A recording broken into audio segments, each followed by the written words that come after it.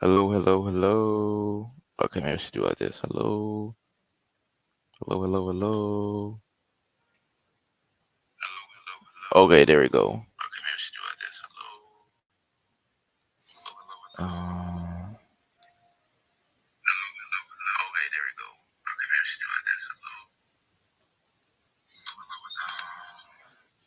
okay, I think we're set. All this will get edited out anyways.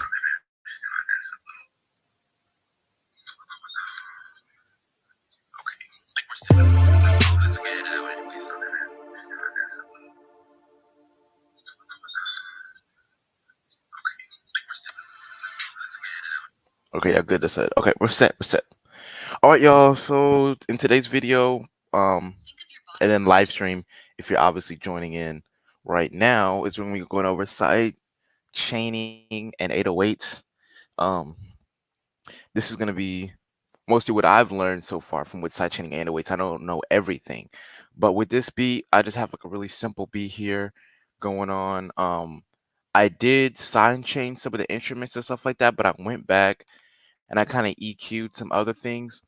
Um, but I didn't EQ everything, so I'm just gonna go over how to EQ your instruments. So one of the first things you want to do, right, is that you don't want to once you having like for example like I have my my hardcore kick right here, have my 808 right here, have my hi-hat, got my snare, and got my morphine, which is obviously just the melody going. So I'll just skip to this part right here.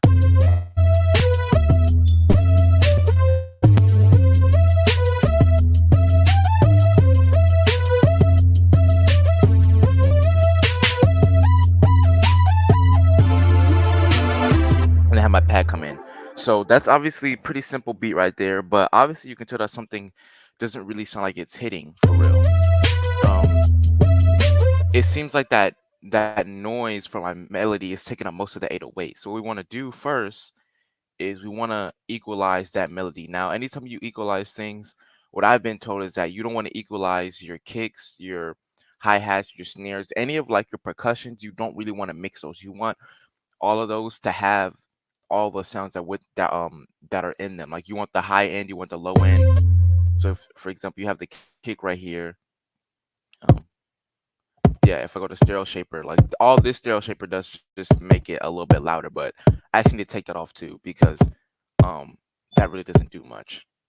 Only time I really use a stereo shaper is if I want something to sit in the background. Then I'll leave it. I'll use a stereo shipper. Other than that, I won't use one. Now for limiter, not sure I have that on there either, but it's okay. Let's go to something else. For example, let's see here.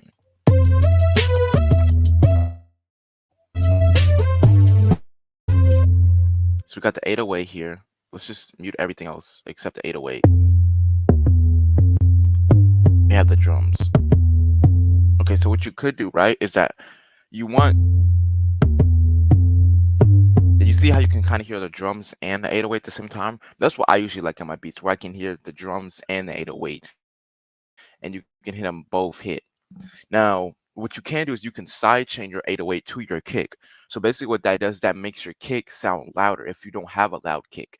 So, for example, I have this hardcore kick, and usually, like the hardcore kicks, I can just click on it real quick and then show you where it's from. This hardcore kick, this one is from this drum pad right here. So I really like using the drum pad for my drums. They're always really good. So if your drum is not that loud, then what you can do is like you can click on your 808 right here. This is my 808 right here. I'll just type in 808 so you know what it is. And then you got your kick right here.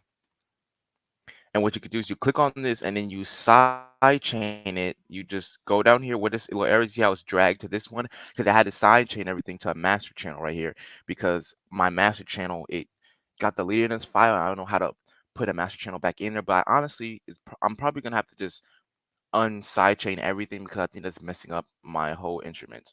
But anyways, you can side chain this 808 to your kick and make it sound louder. You make your kick sound louder actually. Sorry, I did it backwards. My bad. You want to side chain to make your kick sound louder. You want to take your kick and side chain to the 808. That's my bad. And now you can see how it kind of stands out more. if I add it with all the other instruments.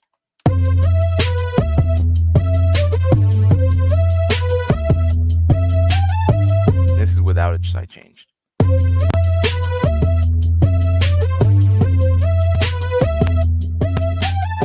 So obviously it's still good, and it's just a slight difference. At least for this kick, it's a slight difference. But you have other kicks that are more like a punchy kind of airy kick. It doesn't have like a lot of it doesn't have like a lot of those negative frequencies in there like my kick does. It's gonna be way more noticeable that you've made your kick like louder when you sidechain it.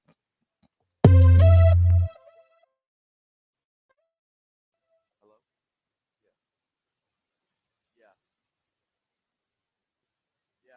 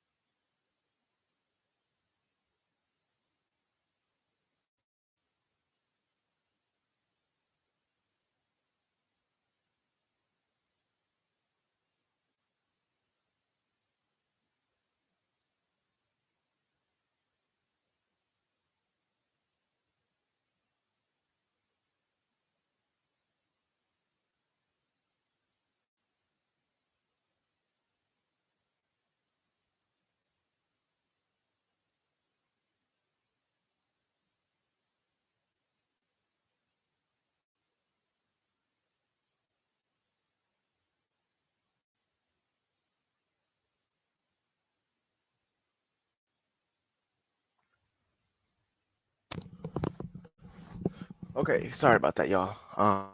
Just give me 1 second, but we're back. All right, so obviously you've seen what you can do with side chaining your kick. It can be very helpful side chaining your kick to things. Now let's get into some EQing real quick. But I'm just gonna leave that side chain off. So let's just listen to the beat again.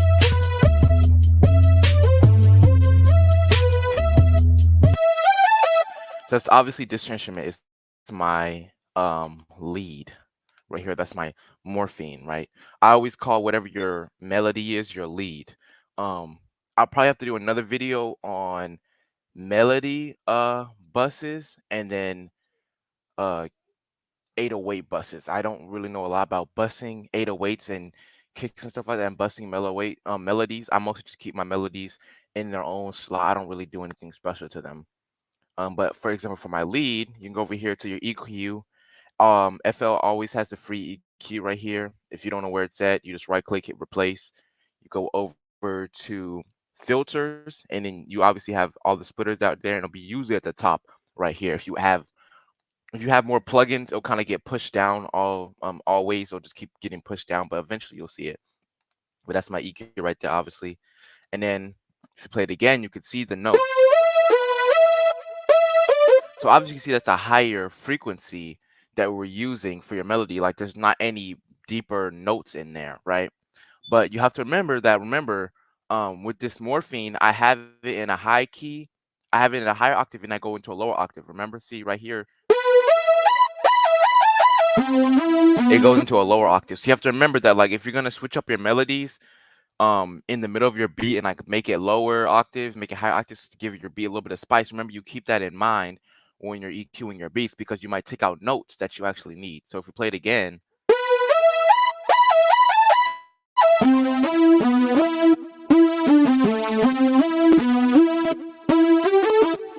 now you can obviously see that over here in this really, really low end, there's not any notes playing for real. So it's okay if we lose some of those notes when we're EQing. So if you just go over here to the different presets, you can just click it.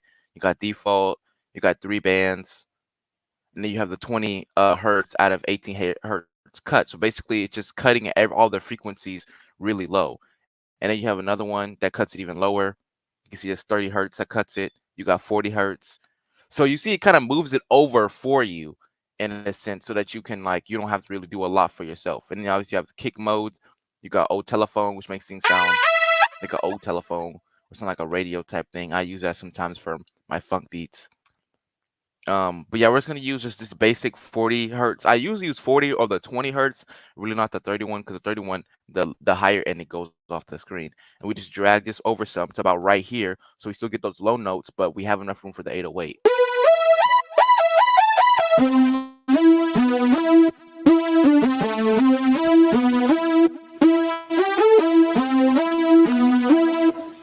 So there we go. And you obviously have enough room for your 808s now and your kick.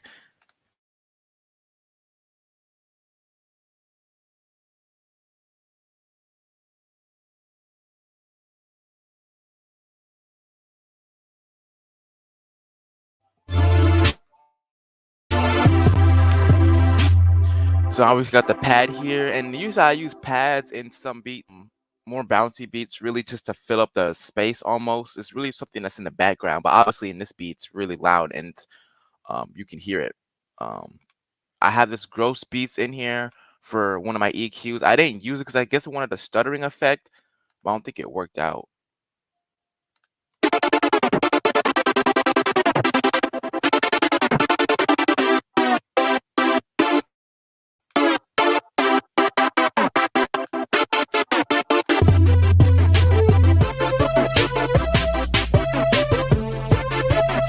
Hold up now, I might add that to my beat. That's kind of fire though. I forgot about that. In the gross beats, they have like the little stutter effect. But obviously, you see that, and then you kind of learn as you go when you perfect your beats. Gross beat is also really good too because it has the bi-gate, so it kind of like cuts the beat in half. So if you do have something like a pad, or you have like an ominous sound that kind of like holds a note, you can use the gross beats to basically cut notes in and out sometimes. Or you could have this part, right, which is a time where it kind of like just cuts the beat in the middle of it. For example.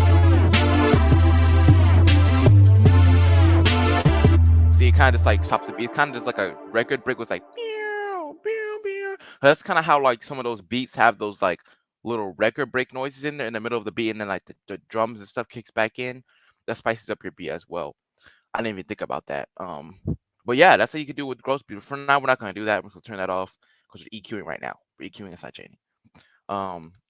You have stereo shaper, like I said. With this stereo shaper, I always put this on my pads usually, or I put on a noise I want to be sitting in the back. If you just mostly drag this down however far you want it, it kind of tucks the noise in the back of your ears, but it's still there.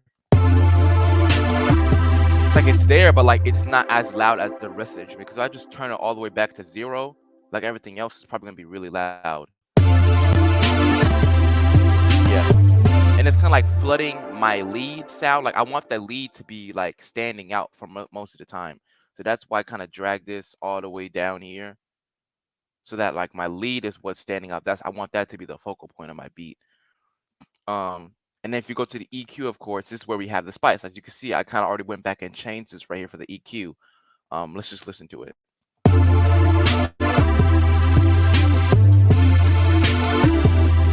So obviously you can see that like I have so much space I could just move everything to right here for, because all my pad is taken up. It's just right here. So I have enough room from higher frequencies that I have, and then obviously all my 808s. So it's just really good. We EQ'd that now. Let's just keep on going. I think I also have a clap in here. Yeah, I do.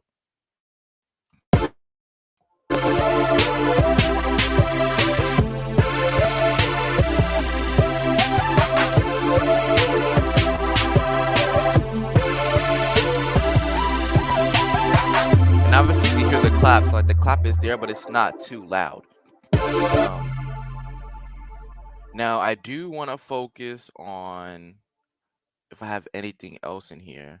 Yeah, I do have FO keys down here. So in here I do have keys.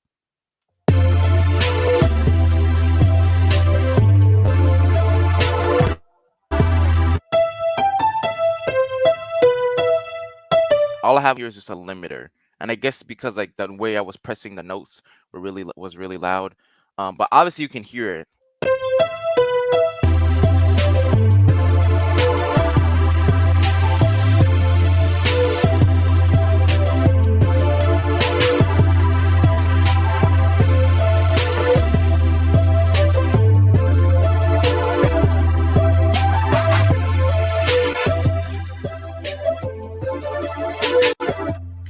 Yep. So I just EQ that a little bit, like I said, with the keys. You just kind of just drag it over to however you like it, really.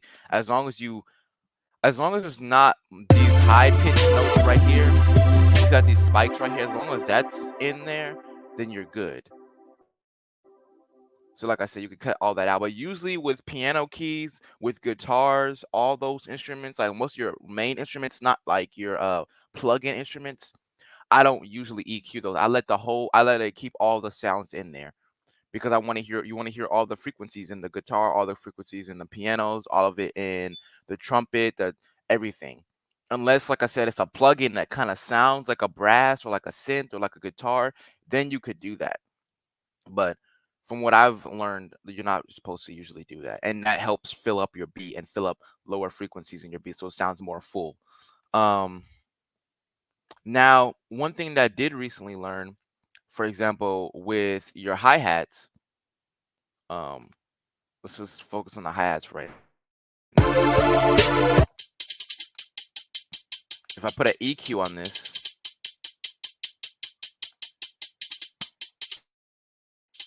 so there's some really like high noises right here, right? Obviously, noises.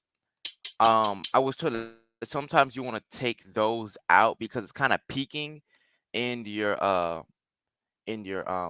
sound waves, and that can actually like overtake some of your higher pitched noises. So like if we just play it and we just kind of turn this down a little bit and we just pull this down a little bit.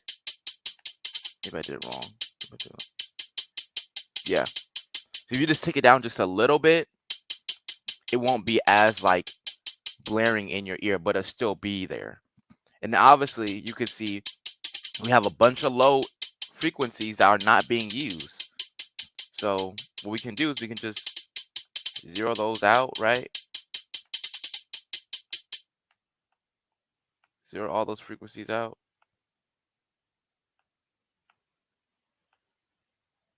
And just take it out because we don't need them. So like that, for example, if you have a hi-hat, right, that's really high pitch, and it doesn't take out any, like, lose any notes from EQing it, then obviously do it. Obviously do it. But for most of the part, don't do it. See, that's my clap right there. Where's my snare? And obviously for the snare, you need all the notes because it's taking up most of the frequencies. So you don't even want to touch that because you want to get everything in there. So like I said, most of the time you really only be EQing for percussions is your hi-hat. Really, that's about it. Let's see if there's anything else in this beat that I have. I think that's pretty much it. I think it just cycles back around again. Yeah, and then that's it. So yeah, let's just hear the full thing in its entirety. I'll just kind of skip to like right here with this pad, and then we'll hear the rest of it.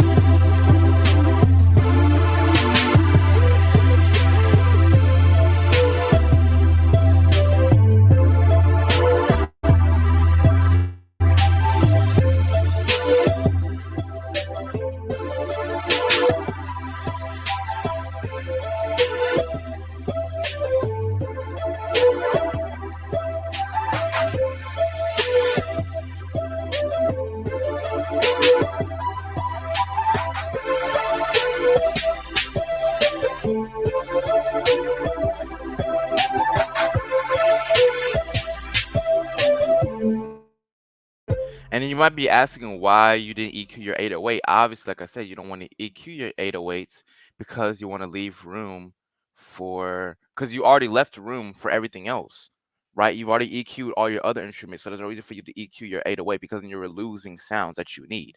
Same thing with your kick. You don't want to EQ your kick because then you're losing sounds that you need in your kick. So the only time that you're actually like cutting out sound is when you side chain your kick to your 808 so it sounds louder. But when you're doing that, all you're doing is cutting off that initial punch of your 808 so that that kick hits first and then the 808 follows. So that's the only difference when you do that. Yeah, guys, I think that's about it for this one. Um Obviously I really don't like the 808 that I picked for this sound. It doesn't really fit it. Um but you know, it is what it is. It just comes with learning about beats and stuff like that. I'm just gonna save this. And then usually there would be a master channel right here on the side, but like I said, delete it, so I have to side chain and everything to this mini master right here, which you should not do. I need to figure out how to put the master channel back there. But for right now, that's what I did. And I just put a little fruity compressor on there. So obviously, please don't do that. Don't do that. Um, I don't know why I did that. It's because I was too lazy. I didn't want to look up how to figure out how to do it. So I was like, let me just finish this beat. Um, I'm gonna open up another beat real quick. That I worked on the other day, and then EQ it real quickly. And obviously, I'm just gonna do everything like I did the first time in the video, except this time I just want you just to watch me do it. I'm not gonna edit my kick or nothing. I don't have an 808 in this beat. I'm just gonna EQ my melodies, and that's it. So obviously, I have a kick, I got a hi hat, I got a snare, I got a wide snare. Let's just look at the hi hat real quick.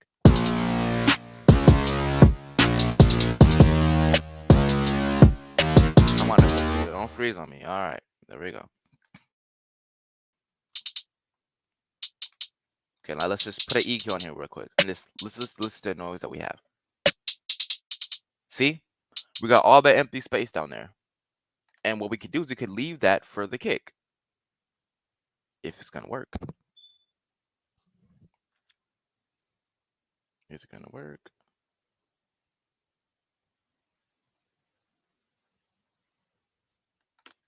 Come on, there we go. Okay, 40 hertz, and we're just gonna cut that down right here. Obviously, make sure you check so you're not losing any frequencies.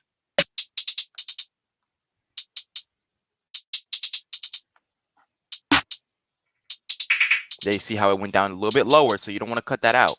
And obviously, that's peaking right here. You see there's noises that are going above it. So you could, well, no, you can't drag it up because then you're just gonna get higher frequencies. So let's go back now. Let's go to this, for example. This is a wide snare that I have. Oh, this is just a regular snare I have. So yeah, you see all those noises is filling up everything.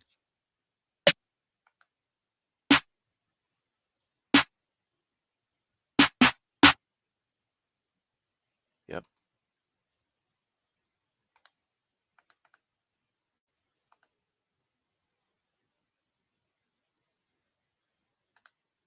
Um,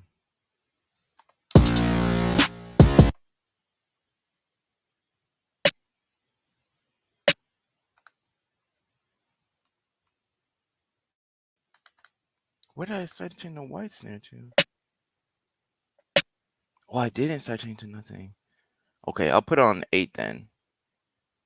I'm thinking since it's a wide one, it might not have it might have frequencies I can take out.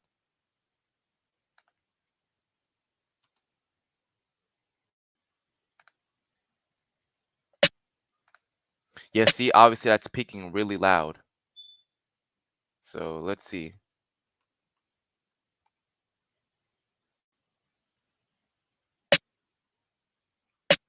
Yeah, see that's the 4 right here. Do you see how this 4 is really high? So we do is just leave that right here. We just take some of the sounds out and we just dip it a little bit. So now when it plays again,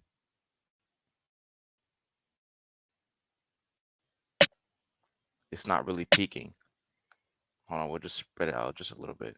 Hold on. Just like that. That should take some of it out.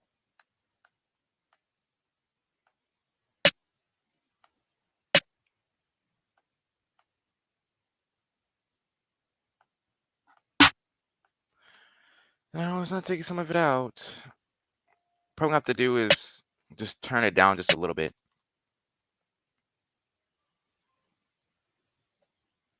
Yeah, there we go. So that's not peaking as loud, but it's still prominent in the beat. Let's see.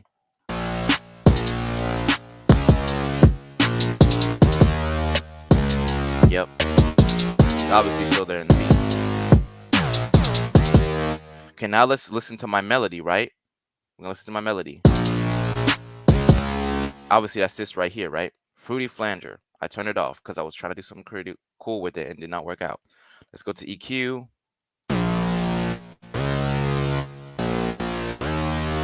So like I said, sometimes this is not an instrument, but it is instrument essentially, but it's not it's not a natural instrument, but it's not like, you know what I mean. It's not like a normal instrument. It's a plug-in instrument. Um, this takes up all the sound, so you really don't want to mess with that because that's your lead. That's most of the time when you do that, you want to have a melody bus so that when you do send it to your actual master channel, um, the melody bus just changes some things around. I'm not really completely sure on how melody buses work. Like I said, I still need more do more research into it.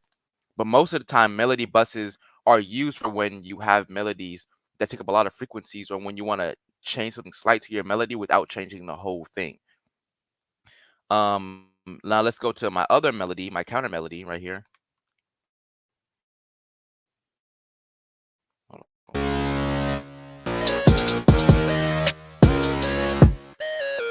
So this is my counter melody. Now let's just put on the EQ real quick. Let me make sure I took off the EQ on this one. Yeah, I did. Okay. Let's see what this does.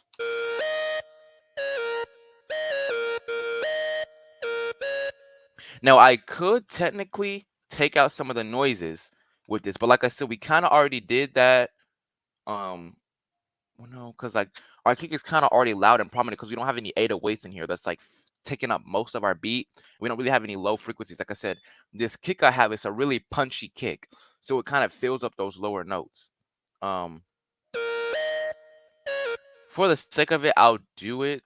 I really don't want to do it. I'll just take out a little bit of notes. That's it, just a little bit. Because obviously it is an instrument and it's a lead, so you really don't need those lower notes. And then let's go back to our kick real quick just for a second. We got a really punchy kick. You know, it's not clipping too much. I could turn it down just a little bit. But like I said, it's in that yellowish orange area, which is fine. You don't want it to peak in red at all. But you don't want to go too high. You kind of want to keep it in between this like 6-3 area right here. Nothing lower than 12, I would say, for mostly kicks and 808s. But don't go past 0. But let's just go back to the beat real quick because I do have another calorie melody in there as well. I have a second one, yeah.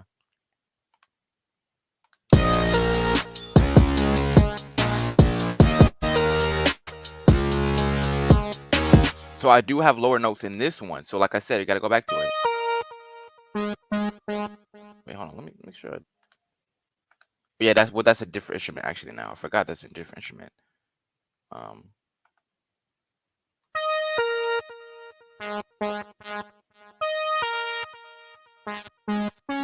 So that does have some lower notes in there. So I really don't want to take those out.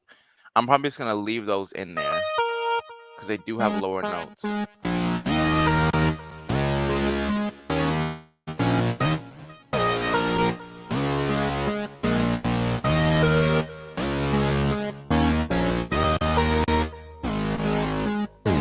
So yeah, this beat is really simple, but like I said, I'm already thinking about things in my head right now, right? I could add the gross beat on here and I could make some stuttering effects in between the beats because I have like a part for verses, I have a part for other parts.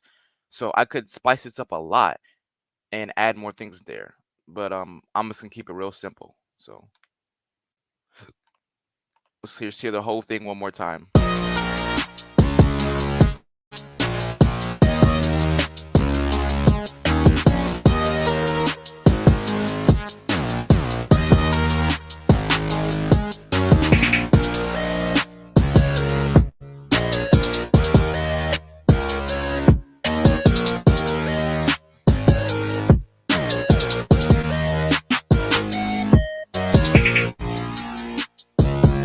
yeah, obviously, guys, that's how you do EQing and sidechaining.